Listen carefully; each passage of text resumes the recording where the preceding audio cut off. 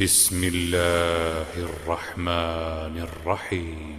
Assalamu alaikum wa rahmatullahi wa barakatuh. Urmattуу musulman bir tuğandar.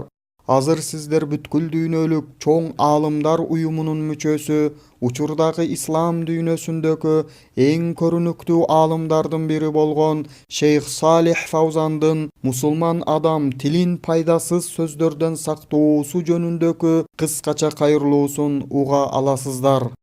النبي صلى الله عليه وسلم Пайгамбарыбыз саллаллаху алейхи ва саллям тилдин зыяндуулугун айтып, андан кайтарган кезде Муаз ибн Жабал радияллаху анху: "О Аллахтын элчиси, ошондо биз сүйлөгөн сөздөрүбүз үчүн да суралабызбы?" деп Пайгамбарыбыз саллаллаху алейхи ва саллямдан сураган кезде, Пайгамбарыбыз саллаллаху алейхи ва саллям: "О Муаз, апаң сенден айрылсын.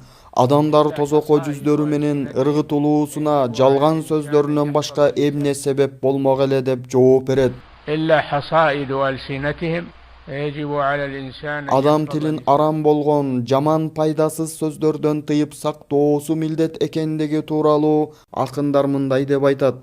قال الشاعر احفظ لسانك أيها الإنسان О инсан, тилиңди сактап жүр, ал сени жылан сымал чагып албасын. Кабырдагы адамдардын канчасы тилдин айынан өлгөндөр, тил менен кезиккенден баатырлар да коркушкан.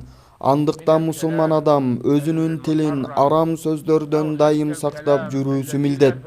Кала берсе пайдасы жок ар кандай тигил айтты, бул айтты деген сөздөрдү таштап, тилин сактап жүрүүсү керек.